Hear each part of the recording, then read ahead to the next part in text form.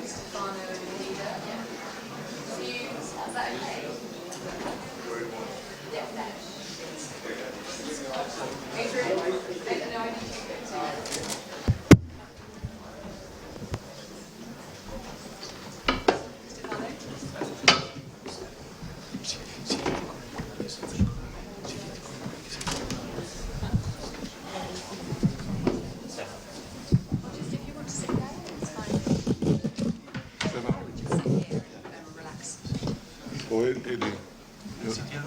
Tu stai qui e poi Edi dure da ty dhe ti përkthesh. Jo, ti përkthesh ç'a thuhet se kupton. Edi.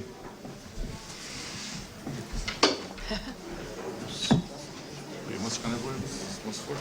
Se i dy.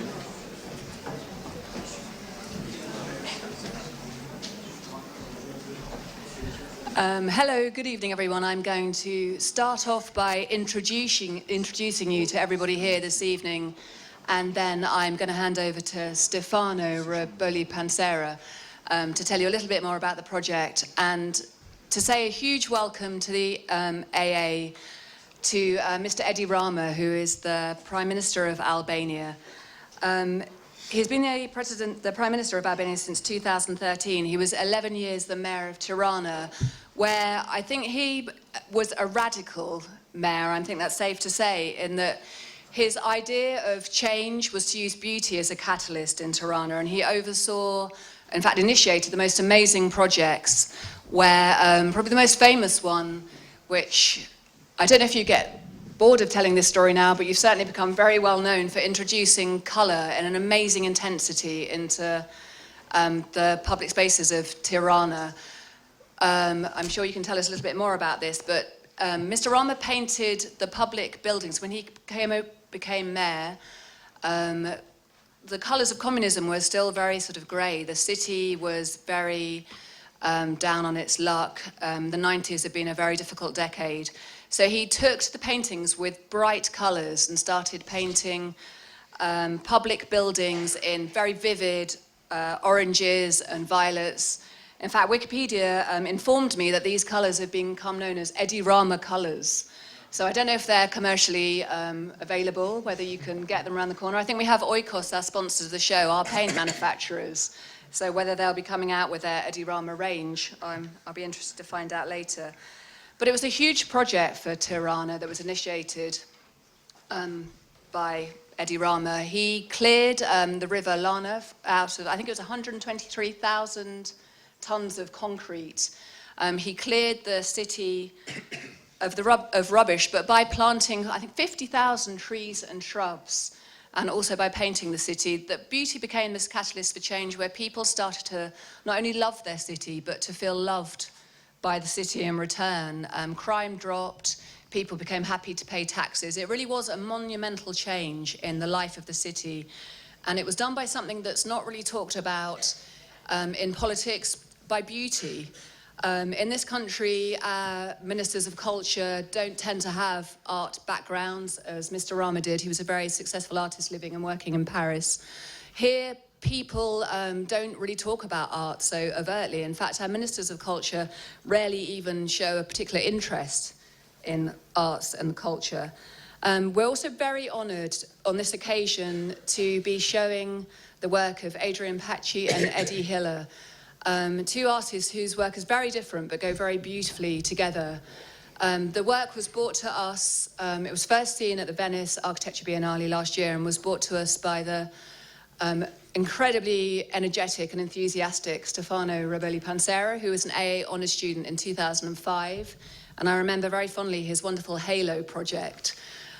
We worked with him then on the first exhibition of AA honours, and that was a pleasure. It has been a pleasure ever since working with him. He's joined here by his partner of Beyond Entropy Balkans, Jonida Turani, who is responsible for, with Stefano, of bringing the two artists' work together. I'd just like to say, yes, thank you to everybody for this chance to celebrate not only Albanian art, but a sort of a chance to think about the context of Albania. It's a very exciting country, I think. And it seems to me that Eddie Rama's sort of idea and his mantra might be similar to the thing that we wear proudly on the AA crest, which motto is design with beauty and build in truth. So I wondered if I could, I'm going to ask Stefano to say a little bit more about the project, and then maybe at the end we can finish with Eddie. I don't know if you would have advice for AA students on working with colour. It's something that architects are frightened of, but maybe I'll give you a moment to think about that and ask Stefano just to describe how this project came into being and just to say a big thank you to you all.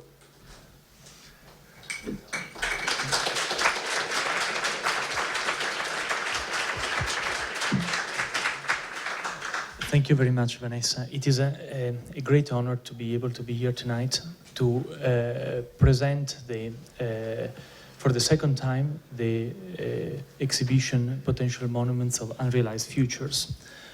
And for me, it's particularly important because every time I come back to AA, I have got to come to terms with my own education. Beyond Entropy was born here. I can almost trace the effects and the heritage and legacy of each one of my tutors and each one of my students. And it's very important that, in a way, I stress even the continuity of the research we initiated with Jonida for Beyond Entropy Balkans. The project started last year from the initiative of Jonida, who invited me to set up this collaboration. And we were very keen to start with the Albanian Pavilion, answering to the question of Remkulas. The theme of the biennial was absorbing modernism. And our idea was to invite artists and not architects to develop this theme. This, in a way, is something that was the result of a conversation, because we believe that sometimes artists can tell us or can reveal some aspects of space more clearly and more precisely and more unexpectedly than architects themselves. And it was almost like an immediate love, sudden love, what we had for both Adrian and Adrian. We saw the work of Adrian in Paci in Milan, the video of the column. And we thought it was like an extraordinary work to understand what was the state of art, of architecture. In a way, how the idea of globality, the idea of transformation, the idea of production was entangled in this new understanding of what production could be. And then we visited, thanks to Jonida, the city of Tirana, and we realized that there was a very clear essence of the concept of potentiality. Tirana is a fascinating city, which is constantly oscillating between ruins and a work in progress. And everything over there is either not completed yet or just abandoned. And this was, in a way, like an interpretation, a coherent interpretation of the work of the column that was this attempt to preserve the potentiality. The marble block is a potentiality of the column to become as such. And still, when it is realized, the column remains horizontal. So it remains in a continuous state of impotence or a continuous state of potentiality. And thanks to this reading, we were even driven towards the work of Hila, that with a totally different media, actually with the media of painting, reveals another aspect of potentiality, in the sense that it doesn't focus on how the domestic architecture around Tirana is, but how it could be. And very simple domestic houses are painted on top of a huge plinth, by revealing in this way the very possibility of what buildings could be. And we thought that it was very important to reveal these dialectics between different media and different generations, artists from Albania. And I leave now, you needed to explain eventually the relevance of these for the Albanian territory. Thank you for being here.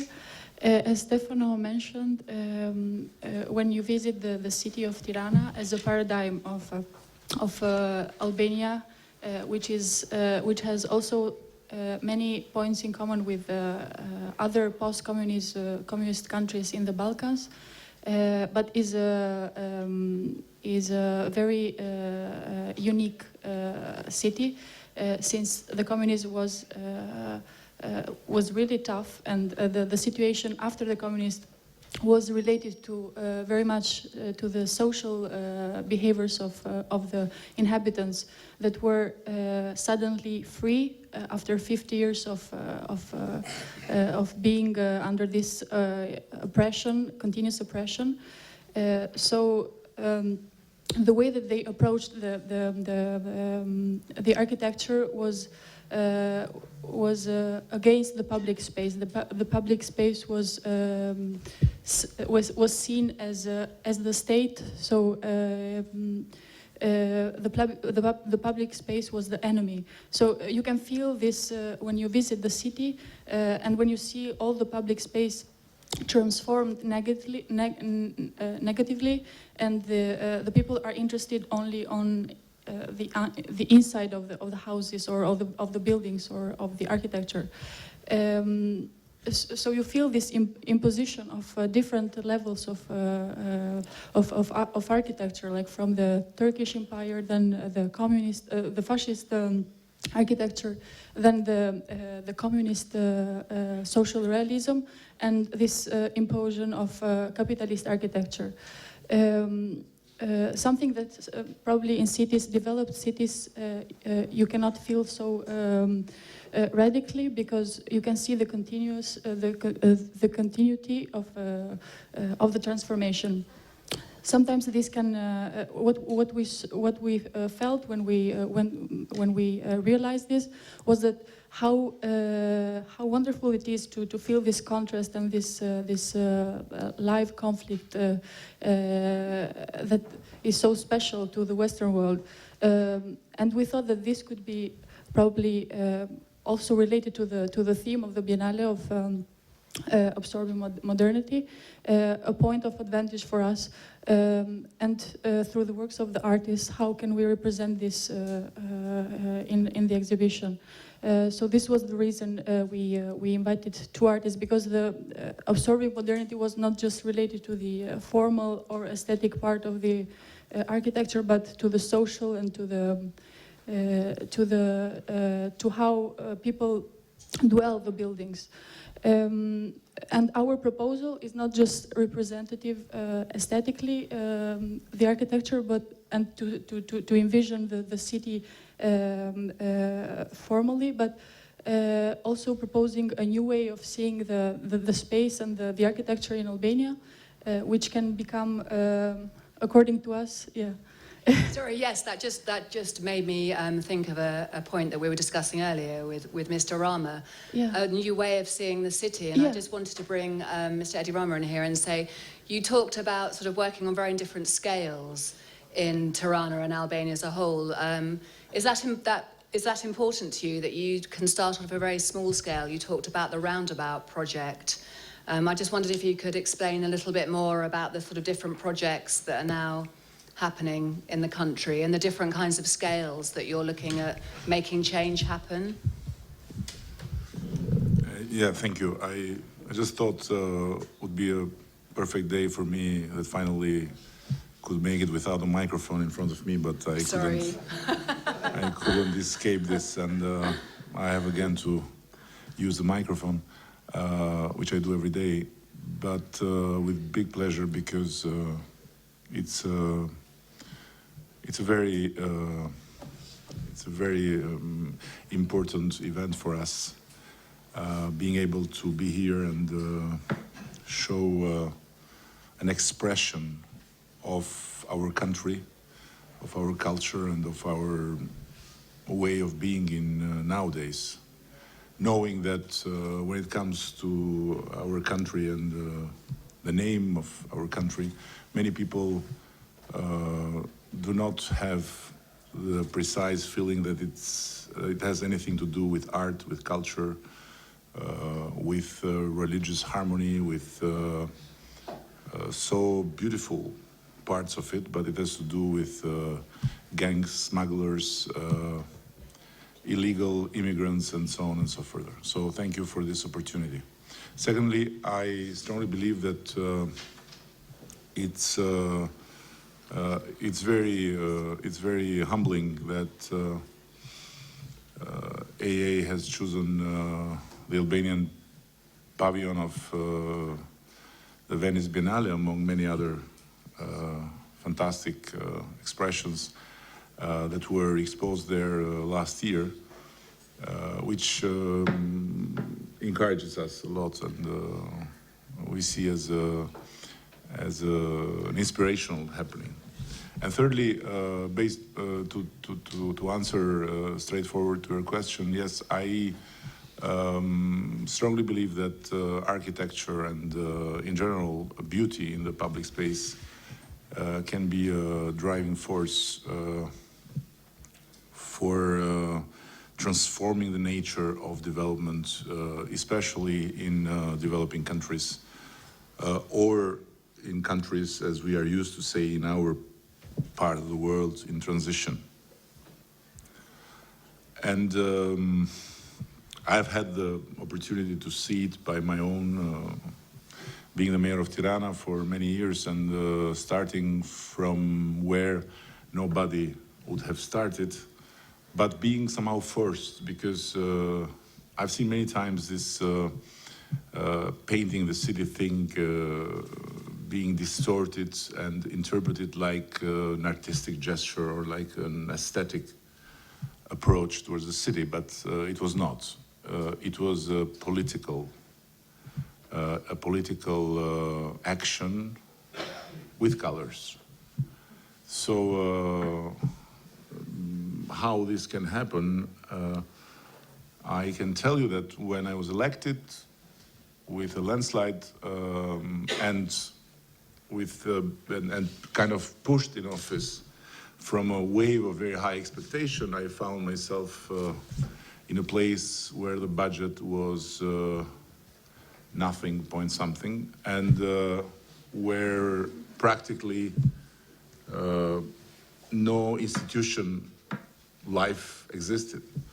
So it was November, and what could I do? Because we have a beautiful country and a very sunny place and very joyful place, and that's why, although being short, winter is hated too much. And so I thought maybe colors would help me. So took advantage from already started small project of the European Commission to somehow fix the entrance roads, because the city was lost completely. It was a city that, after 50 years of communism and 50 years of collectivism and no private property and no private cars and no private space, everything was broken. So everyone wanted to take something from it, because everything was ours, but nothing was mine. So the individual part of the being was suppressed. And then the counter effect happened. So in 10 years, people built it everywhere. So they occupied every single green space. Imagine St. James Park and all the parks around Buckingham Palace, build it right away, within a few months, with private facilities, from toilets to hotels, from restaurants to motels, from joyful places for kids to secret places for prostitution and so on. And so it was garbage were everywhere, and dust and all this. Albanians started enjoying Mercedes-Benz, and of course stolen, but working. So what to do? And I said, okay, let's paint these buildings in this entrance road with some strong colors. And this is where everything started. Started with effects that I didn't predict. But it was a political move to bring people, people's attention, because for people, municipality did not exist. They were a bit like here in London. So but for other reasons. Only the central government. And then what happened was that I just, maybe I should tell them this little episode I told you.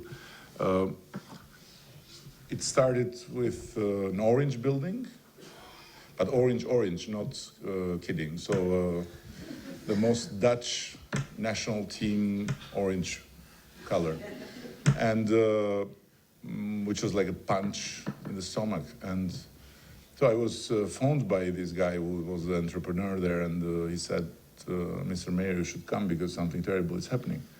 I said, what's happening? He said, it's a traffic jam. There are 200 people in front of the building, and they are having very strange reactions.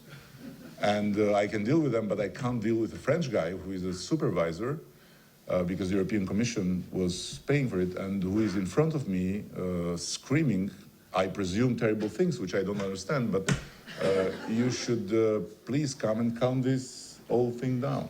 And so I went there, and I had in front of me this this scene, which was amazing scene. So people gathering for the first time, not for politics, not for taking a boat to leave the country, but in front of an Albanian Rothko appearance. So 10 meters square of orange was creating all this mess. And I said to him, what's the problem? He said, how you can ask? What's the problem? The problem is there in the wall.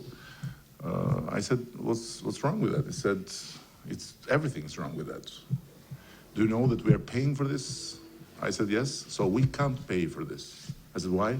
Because it's European taxpayers' money, and no European taxpayers would pay for orange building. I said, and so what we do? He said, we stop. I don't finance this anymore. I said, okay. And then I make a press conference. They say, I was totally wrong, thinking that the European Commission was something different than this art censorship commission we had under the regime. He said, how you can do that? You can't do that. This is offensive. I said, look, tell me what's the problem with the orange, and then we can discuss. He said, it's out of any European standards. I said, okay, you are from how many years in this country? He said, 3 years. In 3 years, I said, did you see anything in the European standards? He said, no, but the rest is your fault, and it's about your money. This is your fault, but it's our money. So briefly, it continued, and it transformed Tirana like a cafe in Montmartre when Impressionism started, everyone talking about colors. So the poorest city in Europe, for sure, the main topic was colors. And in Parliament, they were talking about colors, so what the colors are doing to us. In newspapers, radio shows, TVs, bars, everywhere. I couldn't go visit my mother anymore because she would be in front of me, terrified, and saying, stop this madness, because I can't go shopping. Everyone is telling me, your son is mad. And so, after a while, I was kind of shaken because, you know, very noisy. And then I said, okay, let's make a survey and let's see what people think. Because at the end, sometimes there are very loud minorities making the news and making the debate, but it's not really... and I was receiving letters, and Mr. Rama, I woke up today and I found my balcony total blue. I hate conservative parties, so I don't want to do anything with blue. Or someone else saying, I'm not a communist, how possibly my facade is red? So we made this survey, which was fantastic. It was a very simple survey with 2 questions. First question was, do you like what's happening with the colors in the city? Second question was, do you want it to stop or to continue? First answer was 63% liked it. But the amazing was next, because then 85% said don't stop it. So half of them who didn't like it didn't want it to stop. So it was like this kind of very strange pleasures, you know? I hate it, but please don't stop. So, and then we had to see some very important collateral, not damages, but positive effects. Because, for example, I was telling before to your director, tax collection in the city was 4%. So local tax collection was 4%. In the roads we painted, tax collection went to 100%. So everyone wanted to pay, because then they realized that this was about them. It was not anymore something, some money to be spent, so spend them with low quality projects, low quality realization, and then people. Secondly, in the painted roads, people started to change the facades of their shops. So the shops were very heavily secured with grids and with keys, and then they suddenly broke them down and transformed their facade in glass, like here, like everywhere. And when we made another survey, why you are transforming the facade in glass? 80% said because now it's safe. So we didn't increase policemen there, or we didn't do anything special in terms of security. And I strongly believe that problems with security, especially in underdeveloped areas, are very wrongly seen like problems of increasing police forces, increasing intelligence, increasing repression. Because people that are in this situation, they have nothing to lose. And confronting the police, it gives them a sense of being finally important, let's say, or being finally seen. Because in their everyday life, they don't feel that they are seen, that they are invisible. So they don't feel they are seen, they don't feel they are respected, they don't feel they exist. So being in front of police, for them, is the first occasion and the only occasion to feel that they are visible, they count. And it's like, and fighting with police is like a kind of, please don't leave. So it's like, you know, please don't leave because you make us feel alive. And beating up police, for us, is a need. So in front of the beauty, people in underdeveloped or developing areas feel intimidated, feel touched in another level of their eye and of their perception, and because somehow they grow and they live with the idea that beauty does not belong to them, and then beauty is something that is a privilege of rich people or of rich areas or of developed countries or developed areas, where they have beauty in front of them. And as part of their life, their behavior is different. I conclude with telling you an episode. We made a film with Henri Sala. I don't know if you have heard about Henri Sala. He's another fantastic artist, as Eddie and Adrian are, internationally. And we made a film about colors, which was titled Dami Colori, based on this air on Puccini La Bohème. And Henri is not a typical Albanian, so he is blonde, and quite thin, and he is not easily recognizable in the streets in Albania that he is one of us. So he looks more like a Northern Europe journalist, and he was going around to film alone, and he said to me, "It's amazing. When I film in the areas that this is happening, people run in front of the camera and they want to show themselves. When I go in areas that this is not yet happening or that are really underdeveloped, I have to listen all terrible things about my mother, because they shout at me in Albanian, not thinking that I am sweet, and I don't answer because I can risk to be beaten up.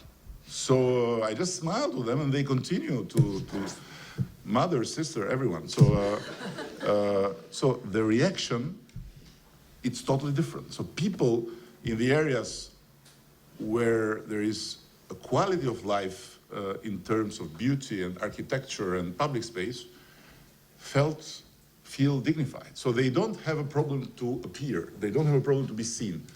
In the areas where the situation is different, people don't want to be seen, don't want to be photographed, don't want to be, because they feel like exploited as being encaged in a situation of poverty, and somebody's filming them to exploit their image for the rich world or for, I don't know. So this is a bit the sense of all, if I don't know, I was a bit long, but I hope it was useful.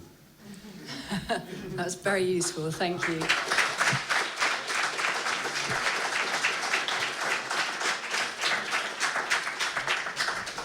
Having invited Eddie, Hila and Adrian Paci up here, I'm going to ask them if they don't mind that their work now speaks for them, because I think time is getting along, and I'd like to invite you all to come and see the exhibition.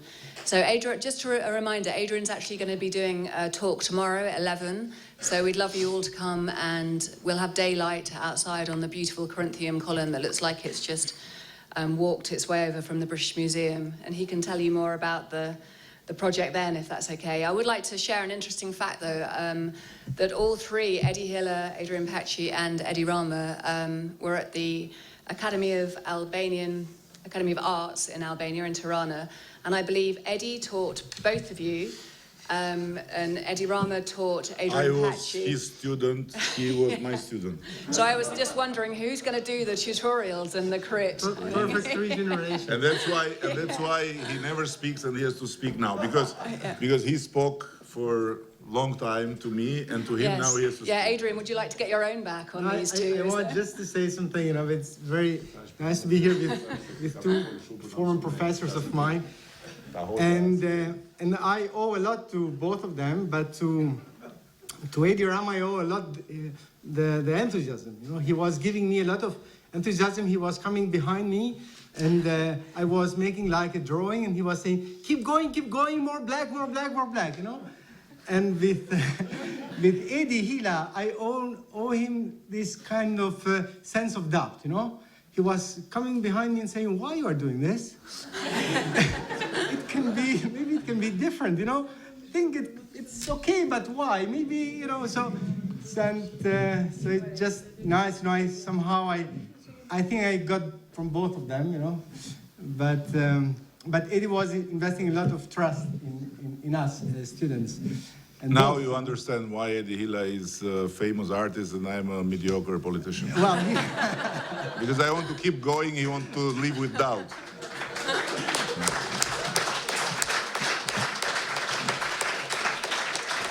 Right, I think on that note, we'd like to invite you to share a drink with us all and appreciate the really beautiful work of Eddie Hila and Adrian Paci, and a big thank you to Mr. Eddie Rama for coming over to share this evening with us. Just to add a very simple thing, which I do always when I speak to international audiences, because I care about it. Because I know that being in front of an international audience and speaking about something so bizarre like Albania, it's not easy, and it's complex, and it's not possible to be explained at large, but I always remember my grandmother. She, as a kid, she was telling me many wise things, but among the things that I always remember, and with which I always conclude my interventions in international audiences, she was used to say to me, "Look, my son," because my parents were telling me to be the best in everything. And she was saying, "Look, don't care about what they say.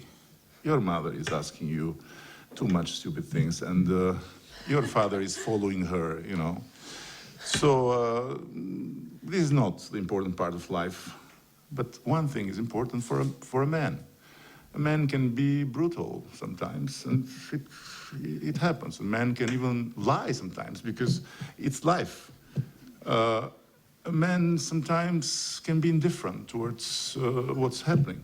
But what a man can never afford is to be boring. So I hope it was not boring. For the rest, you know better if it was wise to spend this hour with us talking about Albania or to do so, and to talk about the third A, because you have already two A. So the third A was more or less this. Thank you very much.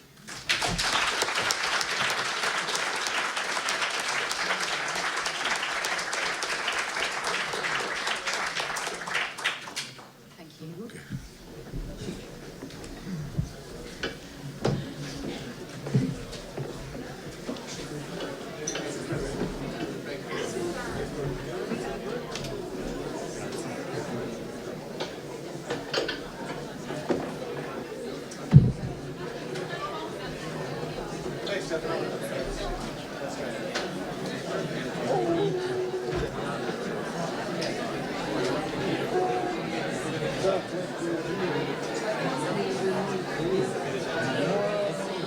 Sébastien est là aussi. Sébastien est venu avec moi aussi. Ça va?